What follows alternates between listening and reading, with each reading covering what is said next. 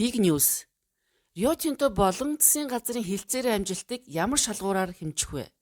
Сүүлийн өдрүүдэд Монгол Улсын засгийн газар Рио Тинто болон Онтари ресурсын хооронд шинэ хилцээ эхэлж буй талаар мэдээлүүд цацагдж байна. Засгийн газар үндсэн хуульд нийцсэн шинэ хөрөнгө оруулалтын гэрээ байгуулна гэж мэдэгдэж байгаа бол нөгөө талд хувь нөлөөлөгчийн зээл, ногдол ашиг, удирдлагын эрх хяналт өөрчлөгдөхгүй бол бодит өөрчлөлт гарахгүй гэсэн шүүмжил өрнөв. Тэгвэл мэтгэлцээний дунд нэг чухал асуулт гарч ирж байна. Энэ хилцээр амжилттай болсон эсхийг яг юугаар хэмжих вэ? Улс төрийн мэдэгдэл, хэвлэлийн баг хурал, гар барьж мод тарьсан зургууд, эх орон эхэнд гэж хэлэх зэрэг нь амжилтын шалгуур биш. Өнөөдрийн байдлаар засгийн газар дараах тоонуудыг ярьж байна. 2.2 тэрбум долларын менежментийн төлбөр буурсан, 6.2 тэрбум долларын хүүгийн зардал буурсан, нийт 8.4 тэрбум долларын үр ашиг бий болсон гэх тооцоо. Тэгвэл 8.4 тэрбум ам долларын тооцооны санхүүгийн загвар юу вэ?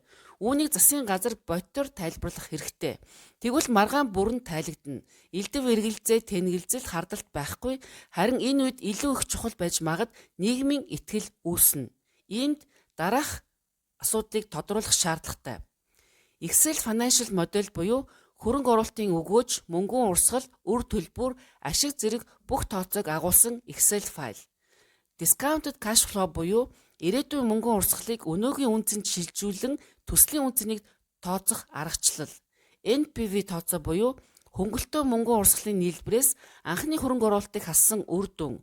Assumption буюу санхүүгийн загварт ашигласан бүх урьдчилсан нөхцлүүд, зэсийн үн, олборлолт, инфляц, ханш, хүү гэх мэт.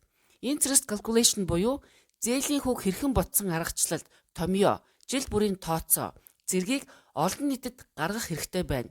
Иймээс өнөөдрийн хамгийн зөв асуулт бол эдгээр тоонуудыг ямар санхүүгийн модель дээр үндэслэн гаргасан бэ гэдэг асуулт юм. Энэ нь Рио Тинтог буруутгагч биш, засгийн газрыг буруутгагч биш, харин төрийн шийдвэрийг нотлохотой болгох, нийгэмд талцал хуваагдал, үл ойлголцол үүсэхгүй байх тухай юм. Тиймээс Big News хилцээрийн үнэлгээ нь гэрээний бодит өөрчлөлтөөр хэмжигдэх ёстой гэж үзэж дараах шалгууруудыг нэрлэж байна. 1. Монголын шийдвэр гарах эрх нэмэгдсэн үү? Оюу тулгын асуудал зөвхөн 34% өмчлөл дээр төвлөрдөг. Гэвч уул уурхайн компанийн үнцэн зөвхөн өмчлийн эрхээр бус удирдлагын эрхээр тодорхойлогддог. Компани хамгийн чухал шийдвэрүүд болох төлөөлөн өдөх зүйлийн бүрэлдэхүүн, санхүүжилтийн хэлбэр, томоохон хөрөнгө оруулалт, менежментийн бүтэц зэргийг хэн шийдэв вэ гэдг нь хамгийн чухал. Хэрэв Монголын талын саналын эрх хориг тавих боломж, туузын бодит нөлөө нэмэгдэхгүй бол гэрээний бусад өөрчлөлтийн үр ашиг хязгаарлагдмал хэвээр үлдэнэ.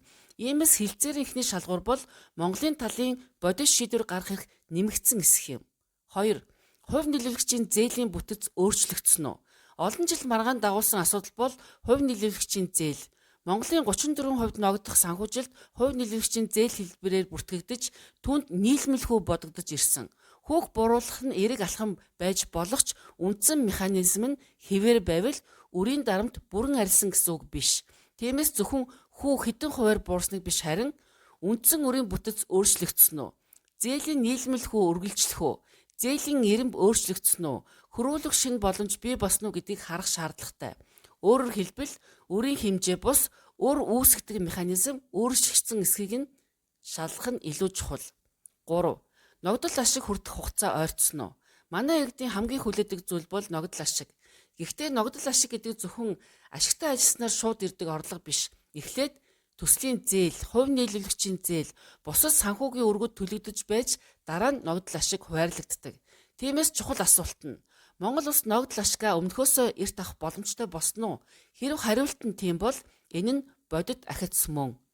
4. Монголын төсөвт орох мөнгөн урсгал нэмэгдэх үү? Хэрэлцээрийн зорилго зөвхөн бүтцийг өөрчлөх биш. Монгол улсын төсөвт татвар, амнат, ногдол ашиг, дотоодын худалдан авалт, ажил эрхлэлт зэрэг бодит мөнгөн урсгал хэрхэн өөрчлөгдөх вэ гэдэг хамгийн чухал. Хэрэв улсын төсөвт орох өгөөж нэмэгдэхгүй бол хилцээрийн эдийн засгийн ач холбогдол хязгаарлагдана. 5. Ирээдүйн эрсдлийг бууруулсан уу? Сайн гэрээ зөвхөн өнөөдрийн асуудлыг шийдэхгүй.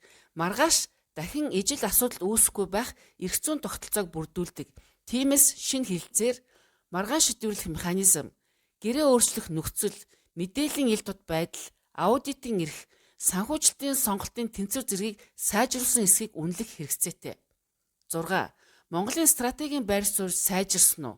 Өнөөдөр дэлхийн нийт критикал ашигт малтмалын төлөө өрсөлдөж байна. Ийм үед Монгол улс зөвхөн зэсийн орлого авахч биш харин боловсруулах үйлдвэрлэл, эрчим хүч, логистик, үндэсний нийлүүлэлтийн сүлжээ гэсэн урт хугацааны хөгжлийн бодлогоо гэрээнд тусгаж чадсан хэсэг нь стратегийн хамгийн том шалгуур болно. 7. Засгийн газарт 8.4 тэрбум ам.долларын тооцооны санхүүгийн загвар байна уу?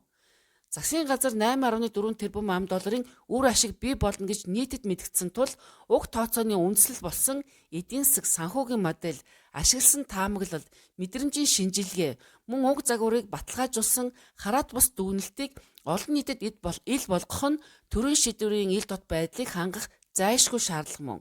Тиймээс зөвхөн хэдэн сайд нарын хэлэх үг биш, харин хамгийн чухал баримтуудыг олон нийтэд ил болгох шаардлагатай. Үүнд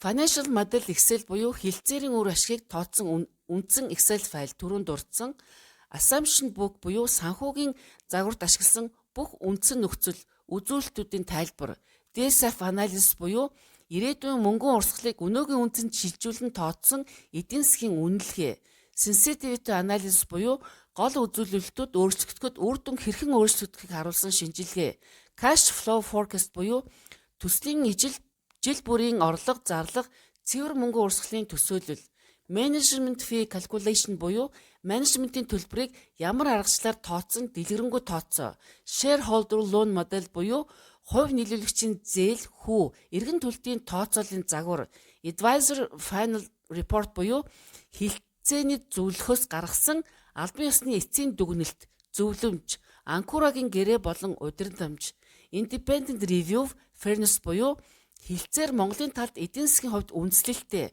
шударга нөхцөлтэй эсэхийг хараат бус байгууллага үнэлсэн дүгнэлт, засгийн газрын хуралд танилцуулсан үндэслэл авсралтууд зэрэг болно. Эцсийн дүгнэлт. Рио Тинто болон засгийн газрын хэлцээрийг амжилттай болсон эсэхийг хэвлэлийн мэдэгдэл хэлцээрт оролцогчдын улс төрийн тайлбараар биш, харин дараах 6 шалгуураар үнэлэх ёстой гэж үзэж байна. 1.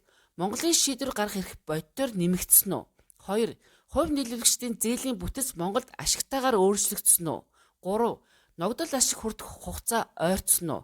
4. Монголын төсөвт орох нийт өгөөж нэмэгдэх үү? 5. Ирээдүйд ижил асуудал давтагдахгүй байх эрх зүйн баталгаа бий болсон уу? 6. Монголын стратегийн хөгжлийн ашиг сонирхол гэрээнд туссан уу? Хэрэв эдгээр шалгууруудын ихэнхэд бодит гэрээгээр баталгаажсан өөрчлөлт гарсан бол энэ хэлцээрийг Монгол Улсын эрх ашигт нийцсэн амжилттай хэлцээр гэж үнэлж болно. Хэрэв зөвхөн гарчиг, уус төр, мэдэгдэл эсвэл нэг удаагийн санхүүжилтийн хөнгөлтөөр амжилтыг хэмжвэл бид өнгөрсөн 17 жилийн ардааг дахин давтах эрсдэлтэй. Оюутлогоо бол нэг удаагийн хэлцээрийн асуудал биш. Монголын дараагийн хэдэн 10 жилийн эдийн засгийн ирээдүйг тодорхойлох стратегийн гэрээ юм.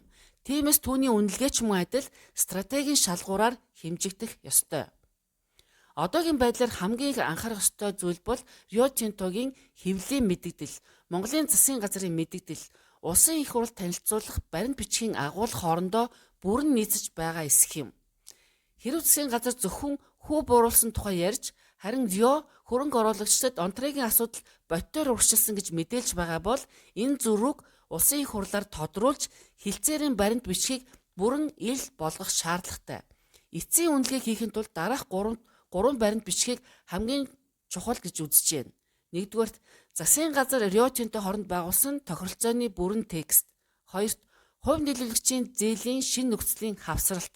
3-т онтрагийн уурхайн лицензийн бүстэй холбоотой хамтарсан ойлголцол эсвэл протокол байгаа бол эдгээргүйгээр Монгол ялсан эсвэл Монгол хууртагдсан гэсэн аль дүгнэлтэнд баримтаар хангалттай баталгаажаагүй хэвээр байна. Олон улсын том хэлцээрүүдэд байдаг зайлшгүй нэг шаардах зүйл бол энэ хэлцээр Монгол улсад эдийн засгийн хувьд ашигтай гэсэн хараат бус үнэлгээ. Ийм үнэлгээ бий юу? Засгийн газар 8.4 тэрбум ам.долларын үр ашиг бий болно гэж нийтэд мэдгдсэн тул энэ тоог гаргасан тооцооны үндэслэл болсон эдийн засаг, санхүүгийн загвар, ашигласан таамаглал, мэдрэмжийн шинжилгээ, мөн уг загварыг баталгаажуулсан хараат бус дүгнэлтийг олон нийтэд ил тод болгох нь төрийн шийдвэрийн ил тод байдал болон парламентын хяналтын хэрэгжилтийг хангах зайлшгүй шаардлага юм. Big News аналитик мэдээлэл